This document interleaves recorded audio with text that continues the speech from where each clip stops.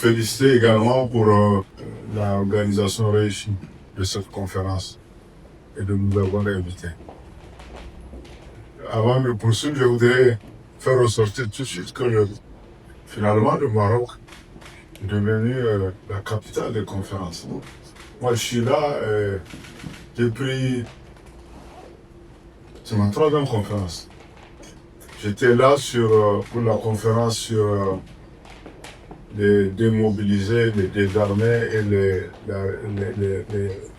réintégrer. J'étais à Médez la semaine passée. Je suis aujourd'hui sur les victimes du terrorisme. Et avant la fin de l'année, j'ai une autre réunion sur la sécurité. C'est pour dire que tout l'activisme politique et que le ministère des Affaires étrangères et les autres ministères du Royaume font pour non seulement plus de visibilité sur le Maroc, mais aussi pour aider à trouver des solutions aux questions majeures de l'actualité internationale. Aujourd'hui, notre réunion s'est penchée sur les victimes du terrorisme. C'est un cadre d'échange de donner et de recevoir, d'échange de bonnes pratiques sur la meilleure manière de porter assistance, d'être aux côtés des victimes du terrorisme.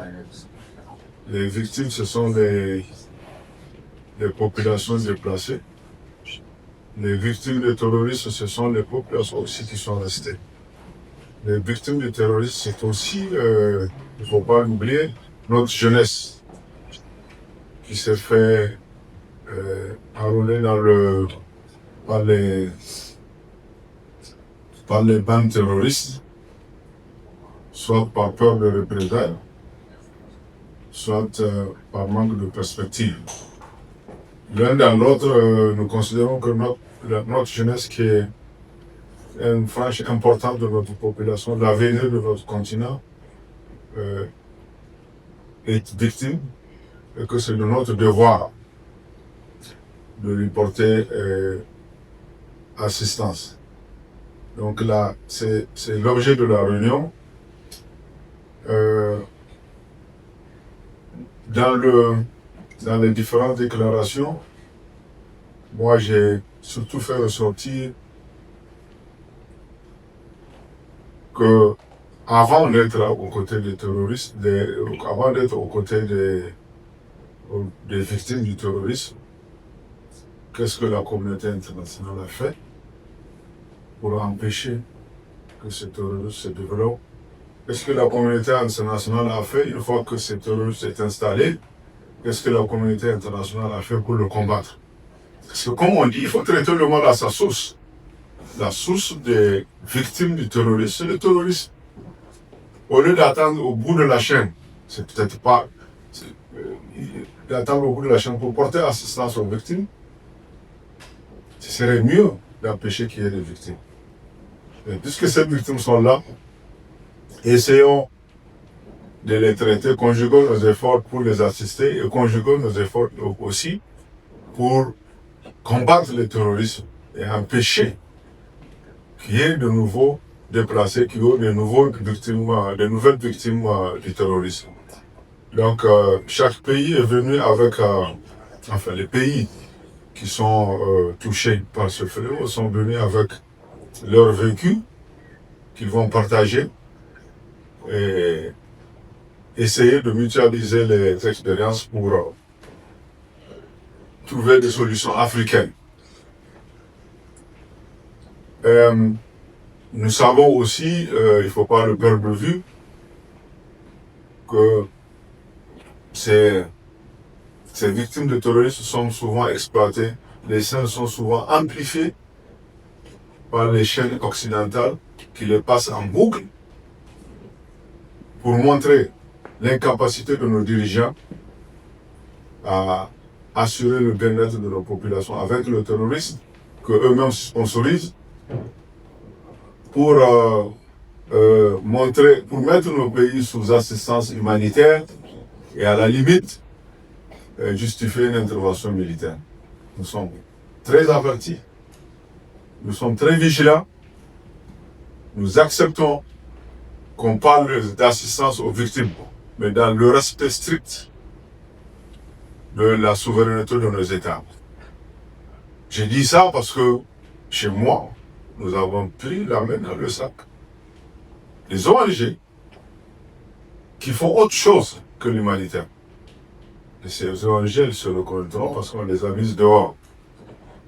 Donc c'est pour dire que ces mêmes pays qui nous ont imposé le terrorisme, qui l'entretiennent, et essaient aussi maintenant par des techniques différentes de faire en sorte